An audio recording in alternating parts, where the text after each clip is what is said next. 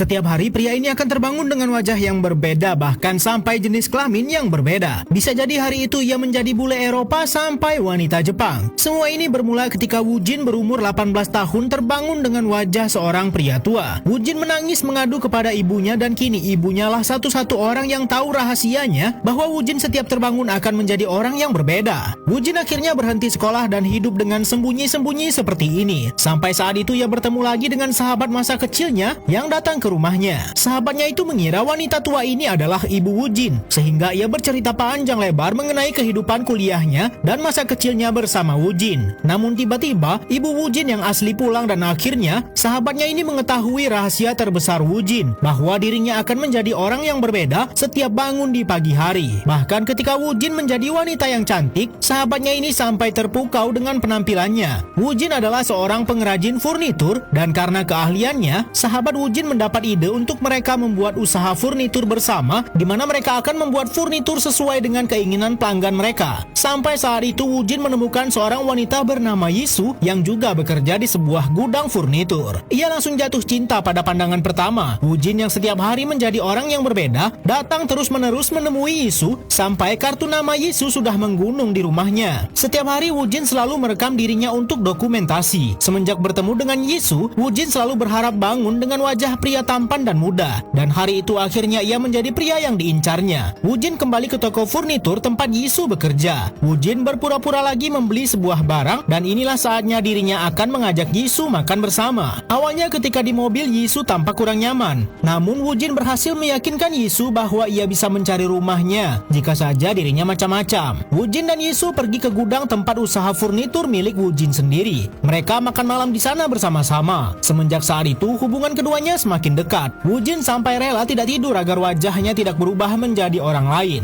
Ia akhirnya bisa berkencan dengan wajah yang sama. Bahkan Woo-jin diam-diam mengajak Yisu ke toko milik ibunya, yang tentu ibu Woo-jin sendiri tidak sadar kalau itu adalah anaknya. Hubungan mereka semakin serius. Hal ini juga diceritakan Yisu kepada kakaknya. Sampai saat itu Woo-jin tidak sengaja tertidur di kereta dan tahu-tahu sudah berubah menjadi pria tua yang menyeramkan. Tidak ada jalan bagi Woo-jin untuk kembali menemui Yisu karena wajahnya tidak akan pernah sama lagi. Namun Woo-jin mencoba mencari cara. Sampai saat itu ia menjadi seorang wanita yang berpura-pura magang di tempat Yisu bekerja. Woo-jin yang saat ini jadi perempuan mencoba mendekati Yisu. Ia kemudian bertanya apakah Yisu mengenal seorang pria bernama Woo-jin. Woo-jin yang sekarang perempuan mengajak Yisu ke rumahnya. Ia menunjukkan berbagai macam furnitur yang selama ini ia beli di toko Yisu bekerja. Awalnya Yisu mengira wanita ini penguntit. Namun Woo-jin berusaha menjelaskan dengan menunjukkan video yang selama ini ia rekam. Ia menjelaskan setiap terbangun wajahnya akan selalu berbeda-beda. Namun Yisu menganggap wanita ini mempermainkannya dan akhirnya pergi meninggalkan rumah itu. Yisu esoknya menanyakan kepada kakaknya tentang orang yang bisa berubah-ubah wajahnya. Namun kakaknya malah menganggap Yisu berpikiran aneh. Ketika Yisu saat itu tidak sengaja menemukan poster dengan gambar orang yang bisa berubah, ia memutuskan pergi ke rumah Woo-jin lagi. Dan kali ini Woo-jin menjadi seorang wanita Jepang. Untuk membuktikan omongan Woo-jin, Yisu memutuskan akan tidur bersama Woo-jin dan esok paginya ia menunggu Woo-jin terbangun. Yisu berjalan-jalan melihat betapa banyaknya berbagai macam baju, sepatu dan cincin kain yang harus dipakai Woo-jin setiap hari dengan karakter berbeda. Bahkan ada beberapa kacamata karena bisa-bisa hari itu Woo-jin menjadi kakek tua. Ketika Woo-jin akhirnya bangun, ia sudah berubah menjadi seorang pria remaja. Untuk mengabadikan Woo-jin setiap hari, mereka memutuskan berfoto bersama untuk mengenang hal ini. Sampai hari itu Woo-jin terbangun menjadi seorang anak kecil.